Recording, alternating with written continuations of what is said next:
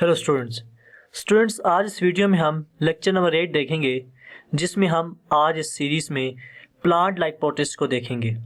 तो plant like protist में अलजी आते हैं, जिनमें सबसे पहले हम अलजी को देख लेते हैं कि बेसिकली अलजीज की क्या कैरेक्टरिस्टिक्स हैं, उसको देखते हैं। उसके बाद फिर इसकी जितनी भी क्लासिफिकेशन है आगे उसको फिर देखेंगे। तो सबसे पहले अलजी को देख लेते हैं प्लांट लाइक प्रोटिस्ट में। तो अलजी की बात करें तो इसका सिंगुलर है अलगा और इसका जो प्लूरल है वो है अलजी। अलजी की सबसे पहले हैबिटेट की बात करें तो ये जितने भी अलजी हैं ये ओशन में, फ्रेश वाटर में, पाउंड्स में, लेक्स में, स्ट्रीम्स में, हॉट स्प्रिंग्स में और मॉइस्ट सॉइल में, ट्रीज में और रॉक्स में पाए जाते हैं। यानी इनका जो हैबिटेट है वो डाइवर्स हैबिटेट है और ये ज़्यादातर वाटर के अंदर पाए जाते हैं, जिसमें फ्रेश वाटर भी आ जाता है, पाउंड्स का वाटर भी आ जाता है, उसके अलावा लेक्स में, स्ट्रीम्स में, ओशंस में। तो यानी इनका जो हैबिटेट है वो डाइवर्स है, यानी ये बहुत सी जगहों पर पाए जाते हैं और ज़्यादातर ये पानी में पाए जाते हैं। उसके बाद यहाँ पर मैं साथ में लिख भी देता हूँ, मेंशन भी कर देता हूँ। तो ये जो ज़्यादातर पाए जाते हैं वो कहाँ पर है? वाटर में।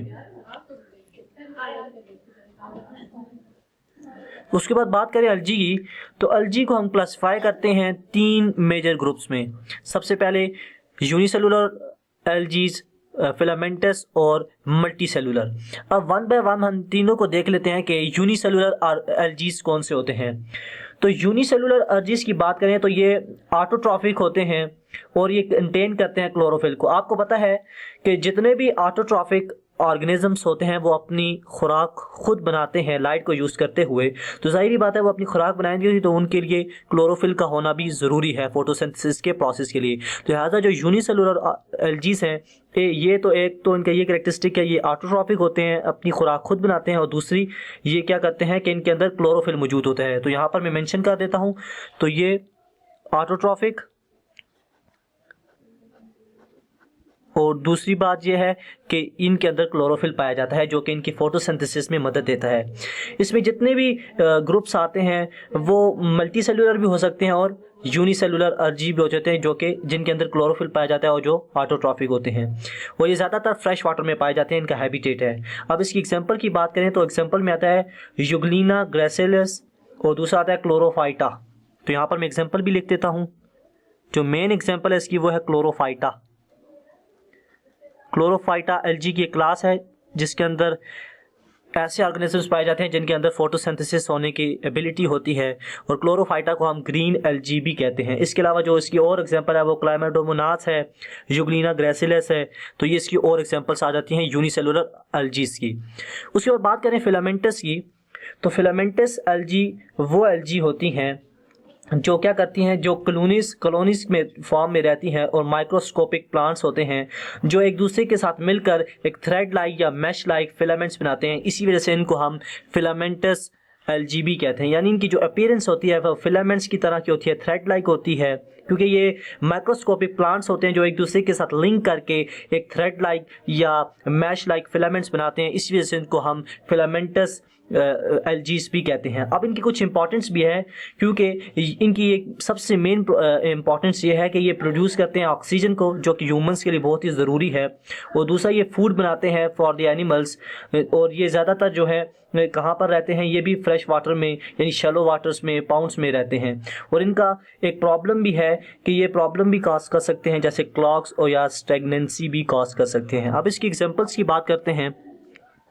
तो एग्जाम्पल की बात करें, इनकी जो एग्जाम्पल है उसमें आते हैं एनाबीना और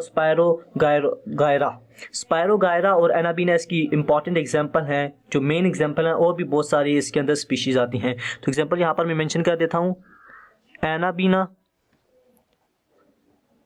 और दूसरी जो इसकी एग्जाम्पल है वो स्पायरोगायरा है, स्पायरोगायरा। तो ये 2 एग्जांपल फिलामेंटस एल्जी के अंदर आती हैं। उसके बाद बात करें मल्टी सेलुलर एल्जीज की, तो मल्टी सेलुलर एल्जीज वो होती हैं जो डेवलप करती हैं स्पेशलाइज्ड टिश्यूज़ को। अब आपको पता है कि यूनिसेलुलर एल्जीज का यहाँ पर नाम से जाहिर होता है कि उनके अंदर एक सेल होगा जो सारे इंडिविजुअल के काम करेगा, लेकिन मल्टी सेलुलर वो एल्जीज होती है जिनके अंदर एक से ज़्यादा सेल पाया जाता है और हर काम के लिए एक सेल मौजूद है जो अपने फंक्शन को परफॉर्म कर रहा है। उसके अंदर साइटोप्लाज्म मौजूद है, उसकी प्लाज्मा मेम्ब्रेन मौजूद है, न्यूक्लियस मौजूद है, अपना, तो वो एक प्रॉपर फंक्शंस परफॉर्म करते हैं। तो वो आपको पता है कि एक या दो से ज़्यादा जो सेल आपस में ज्वाइन करते हैं, एक फंक्शन को परफॉर्म करते हैं, सिमिलर फंक्शन को, तो उनको हम टिश्यू कहते हैं। तो ये जो मल्टी सेलुलर एल्जीज हैं जिनका यही काम है कि ये डेवलप कर लेते हैं एक स्पेशलाइज्ड टिश्यूज़ को, लेकिन इनके अंदर ये लैक करते हैं कि इनके अंदर कोई ट्रू स्टेम नहीं होते, लीफ नहीं होते, रूट्स नहीं होते, यानी इनके अंदर कॉम्प्लेक्स सिस्टम नहीं पाया जाता। उसके बाद इसकी एग्जांपल की बात करें तो एग्जांपल जो मल्टी सेलुलर एल्जीज की है वो है एक्टोकार्पस है हमारे पास, एक्टोकार्पस। उसके अलावा जो हमारे पास एग्जांपल इसकी आती है वो सीड वीड्स आती हैं, ये बहुत इंपॉर्टेंट एग्जांपल है, कॉमन सीड वीड्स एक्सेट्रा, और भी बहुत सारी एग्जांपल्स इसकी आती हैं जो इसके अंदर होती हैं। अब ये तो होगी इसकी बेसिक क्लासिफिकेशन एल्जी की, कि वो कुछ यूनिसेलुलर हैं, कुछ फिलामेंटस है जो कॉलोनीज की फॉर्म में रहते हैं, और कुछ मल्टी सेलुलर है। अब उसके बाद बात करते हैं और इसकी कैरेक्टरिस्टिक्स की, तो ये फोटोसिंथेटिक पिगमेंट्स की बात करते हैं। तो जितने भी एल्जी हैं उनकी अगर बात करें तो उनके अंदर फोटोसिंथेटिक पिगमेंट्स पाए जाते हैं, और ये फोटोसिंथेटिक पिगमेंट्स कौन से होते हैं? ग्रीन क्लोरोफिल्स इनके अंदर पाए जाते हैं, जिनके chlorophyll A B C d e and e पाए जाते हैं। उसके बाद बात करें येलो, ऑरेंज और कैरोटीनॉइड्स भी पाए जाते हैं, कैरोटीन और ज़ेंथोफिल भी पाए जाते हैं जो कि इनकी फोटोसिंथेसिस में मदद देते हैं। तो यहाँ पर मैं अगर इंक्लूड करूँ तो ये क्लोरोफिल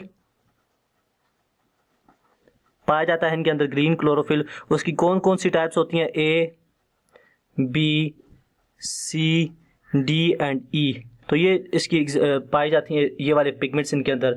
इसके अलावा इनके अंदर फाइकोरेथ्रिन भी पाया जाता है, और फाइकोरेथ्रिन की अगर मैं आपको बताऊं तो फाइकोरेथ्रिन एक रेड पिगमेंट है जो कि कुछ साइनोबैक्टीरिया और रेड एल्जीज में पाया जाता है, जो कि फोटोसिंथेसिस में इनकी मदद करता है। तो ये भी इनके अंदर पाया जाता है। तो दोबारा से मैं अगर आपको बताऊं सिंपल में तो ये जो फोटोसिंथेटिक पिगमेंट्स हैं इनके अंदर क्लोरोफिल्स पाए जाते हैं, जिनमें chlorophyll A B C D और ई पाया जाता है। क्लोरोफिल ए और जो कैरोटीन्स हैं वो तकरीबन जितने भी एल्जी के ग्रुप हैं उन सब के अंदर पाया जाता है। उसके अलावा बात करें तो इनके अंदर फाइकोएरेथ्रिन भी पाया जाता है बाज़ एल्जीज के अंदर, जो एक किस्म का फाइकोबिलिन प्रोटीन्स की से ताल्लुक़ रखता है। और ये जो फाइकोएरेथ्रिन है ये रेड एल्जी होता है, रेड पिगमेंट होता है जो रेड एल्जी के अंदर पाया जाता है, और कुछ साइनोबैक्टीरिया में भी पाया जाता है। और इसका फंक्शन ये है, आपको पता है कि पिगमेंट्स जितने भी हैं फोटोसिंथेटिक, उनका फंक्शन ये है कि वो फोटोसिंथेटिक के जो प्रोसेस है उसको कैरी आउट करते हैं। तो ये इसकी इंपॉर्टेंस है। उसके बाद बात करें लाइफ साइकिल ऑफ एल्जी की, तो जो एल्जी लाइफ साइकिल है वो एक्सट्रीम वेरिएशन बताता है हमें, यानी इनके लाइफ साइकिल के अंदर एक एक्सट्रीम किस्म की वेरिएशन देखने को मिलती है।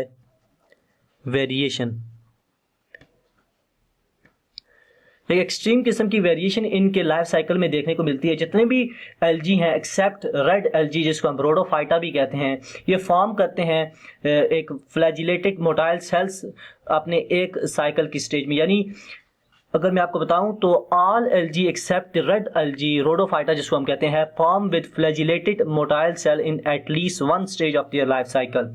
और एल्जी जो है वो डिफर करते हैं दूसरे प्लांट से in respect of sex organs in algae, क्योंकि जो सेक्स ऑर्गन है एल्जी के अंदर वो यूनिसेलुलर होते हैं, और जो जाइगोट होता है वो प्रोडक्ट नहीं करती बॉडी इनकी पेरेंट्स की। तो ये कुछ इनकी यहाँ पर लाइफ साइकिल की बात होगी। तो लाइफ साइकिल में यहाँ पर मैं साथ में लिख भी देता हूँ कि जितने भी एल्जी हैं एक्सेप्ट रोडोफाइटा को हम कहते हैं रेड एल्जी,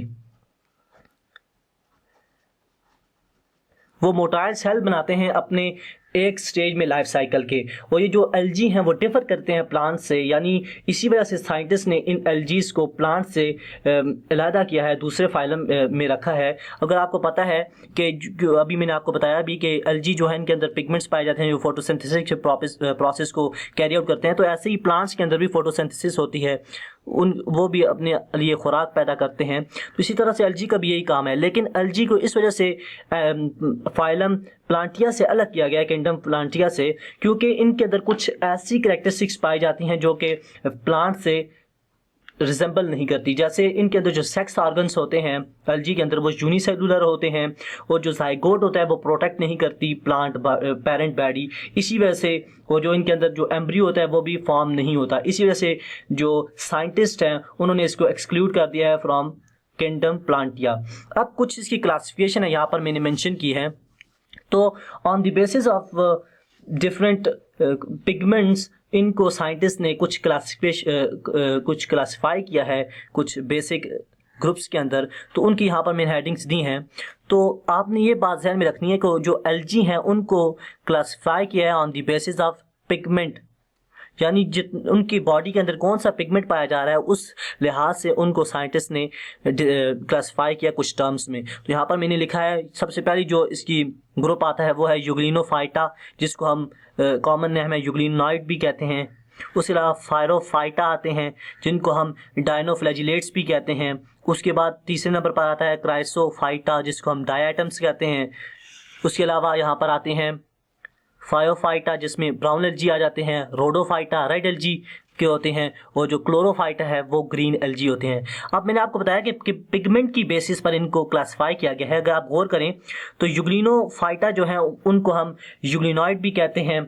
अब वन बाय वन आपने घबराना नहीं है, वन बाय वन हम इनको हर एक लेक्चर में नेक्स्ट लेक्चर में एक ग्रुप को देखेंगे, फिर ऐसे आगे आते जाएंगे। लेकिन यहाँ पर बेसिक मैं आपको यहाँ पर बता देता हूँ कि जो यूग्लिनोफाइटा है वो कॉमनली हम उनको कहते हैं यूग्लिनोइड्स, और ये small unicellular flash water organisms होते हैं और ये इसके ग्रुप में आते हैं एल्गी के। तो ये इस तरह से इनके अंदर भी क्लोरोफिल पाया जाता है, क्लोरोफिल ए और बी, और कुछ कैरोटिनाइड्स भी पाए जाते हैं जो फोटोसिंथेसिस में मदद देते हैं। इस तरह से फायरोफाइटा की बात करें उनको हम डायनोफ्लैजिलेट्स कहते हैं। इसी तरह से जो क्राइसोफाइटा है उनको डायटम्स कहते हैं। फायोफाइटा को ब्राउन एल्गी कहते हैं। ब्राउन एल्गी इसलिए कहते हैं कि इनके अंदर ब्राउन पिगमेंट पाया जाता है। इसके अलावा रोडोफाइटा की बात करें इनके अंदर रेड पिगमेंट पाया जाता है, जो कि मैं अभी ऊपर बताया भी था आपको कि फाइको जो एरेथ्रिन है वो रेड पिगमेंट है जो कि रोडोफाइटा में यानी रेड एल्गीज में पाया जाता है, जो कि फोटोसिंथेसिस के प्रोसेस को कैरी आउट करता है। इसी तरह से क्लोरोफाइटा की बात करें, ये बहुत इंपॉर्टेंट इनकी क्लास है एल्गी की, जिनको हम ग्रीन एल्गी कहते हैं, यानी इनके अंदर ग्रीन क्लोरोफिल पाया जाता है, ग्रीन पिगमेंट पाया जाता है जो कि फोटोसिंथेसिस के प्रोसेस को कैरी आउट करता है। तो ये कुछ इनकी क्लासिफिकेशन है on the basis of pigment जो प्रेजेंट होता है उनके अंदर। तो इनको हम वन बाय वन लेक्चर्स में देखेंगे, उनकी कुछ कैरेक्टरिस्टिक्स के बारे में बात करेंगे, स्ट्रक्चर्स के बारे में बात करेंगे।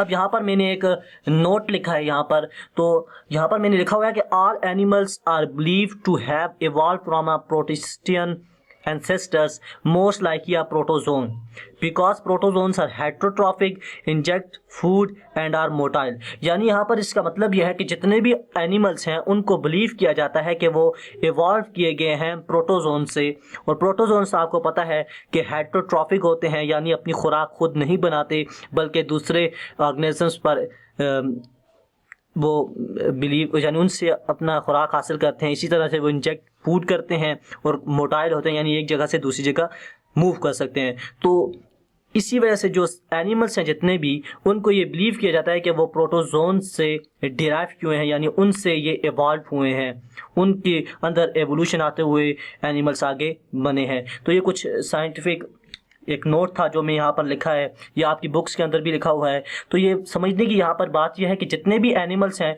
उनको ये बिलीव किया जाता है कि वो इवॉल्व किए हुए हैं प्रोटोजोन से, क्योंकि प्रोटोजोन हेटरोट्रॉफिक हैं, इंजेक्ट फूड करते हैं और मोटाइल हैं। तो आपको पता है कि एनिमल्स भी जो हैं वो भी हेटरोट्रॉफिक है, उनके अंदर किसी किस्म का कोई भी फोटोसिंथेटिक प्रोसेस कैरी आउट नहीं होता, इसीलिए वो दूसरे ऑर्गेनिजम्स पर फूड हासिल करने के लिए इन्हिसार करते हैं। इसी तरह से वो मोटाइल भी होते हैं, एक जगह से दूसरी जगह मूव कर सकते हैं। इसी तरह इन एनिमल्स और प्रोटोजोन्स के अंदर लिंक पाया जाता है। तो इसी वजह से साइंटिस्ट कहते हैं कि एनिमल्स जो हैं वो सारे के सारे इवॉल्व हुए हैं प्रोटोजोन से। तो ये आज की वीडियो थी जिसमें हमने एल्गी को देखा, स्पेशली एल्गी को देखा प्लांट लाइक प्रोटिस्ट में कि एल्गी हैं क्या, इनकी क्या करैक्टरिस्टिक्स हैं, इनकी क्या क्लासिफिकेशन है, और इस सारे चीज़ों के बारे में हमने बात की। अब इंशाल्लाह अगली जो नेक्स्ट लेक्चर होगा हमारा, उसके अंदर हम इसकी जो क्लासिफिकेशन है उसके बारे में बात करेंगे, एक एक ग्रुप लेंगे, उसको सारी उसकी करैक्टरिस्टिक्स को देखेंगे। अगर आपको ये वीडियो अच्छी लगी तो उसको लाइक कीजिए और हमारे चैनल को सब्सक्राइब कीजिए और साथ ही बेल आइकन को भी प्रेस कीजिए, और इस वीडियो को अपने फ्रेंड्स के अंदर ज़रूर शेयर कीजिए ताकि हमारी जो फैमिली है सब्सक्राइबर की वो भी बढ़ती चली जाए। इंशाल्लाह अगली वीडियो में मुलाकात होगी। अल्लाह हाफिज़।